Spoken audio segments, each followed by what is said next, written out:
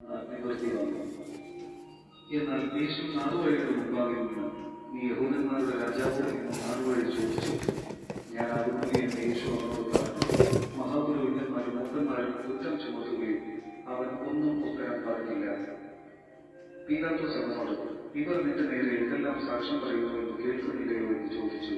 അവൻ ഒരു വാക്കിനും ഉത്തരം പറയാതിയാൽ നാടുവഴി അത്യന്തം ആശ്ചര്യപ്പെട്ടു. എന്നാൽ ഉത്സവ സമയത്ത് പുരുഷാരം ഇച്ഛിക്കുന്ന ഒരു തടവുകാരന് നാടുവാഴി വിട്ടയക്ക് പതിവായിരുന്നു.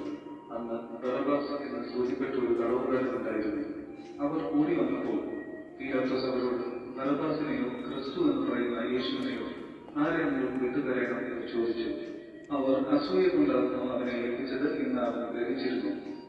അവൻ ന്യായാസനത്തിലിരിക്കുമ്പോൾ അവന്റെ ഭാര്യ ആളയച്ചു, ആ നീതിമാന്റെ കാര്യത്തിൽ ഇടപെടരുത്, അവൻ നിമിത്തം ഞാൻ സ്വപ്നത്തിൽ വളരെ കഷ്ടം സഹിച്ചു എന്ന് പറയിച്ചു. എന്നാൽ ബറബ്ബാസിനെ ചോദിക്കാനും യേശുവിനെ നശിപ്പിക്കാനും മഹാപുരോഹിതന്മാരും മൂപ്പന്മാരും പുരുഷാരത്തെ സമ്മതിപ്പിച്ചു. നാടുവഴി അവരോട്, ഈ ഇരുവരിൽ ഏതിനെ വിട്ടുതരണമെന്ന് നിങ്ങൾ ഇച്ഛിക്കുന്നു എന്ന് ചോദിച്ചതിന് ബറബ്ബാസിനെ എന്ന് അവർ പറഞ്ഞു. പീലാത്തോസ് അവരോട്, എന്നാൽ ക്രിസ്തു എന്ന യേശുവിനെ എന്ത് ചെയ്യുന്നു എന്ന് ചോദിച്ചതിന് അവനെ ക്രൂശിക്കണം എന്ന് എല്ലാവരും പറഞ്ഞു. അവൻ ചെയ്ത ദോഷം എന്തെന്ന് ചോദിച്ചു. അവനെ ക്രൂശിക്കണം എന്ന് അവർ ഏറ്റവും നിലവിളിച്ച് പറഞ്ഞു.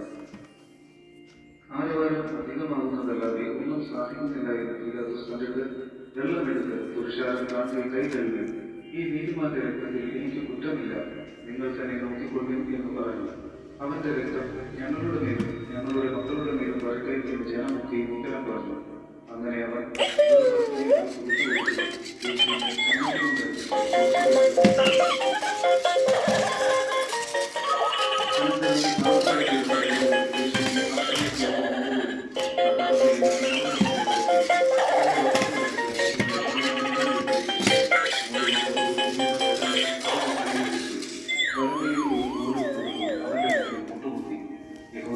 രാജാവെ ജയ ജയ എന്ന് പരിഹസിച്ചു പറഞ്ഞു.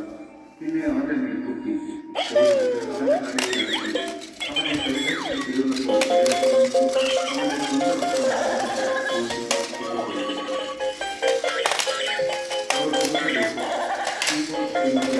അവനെ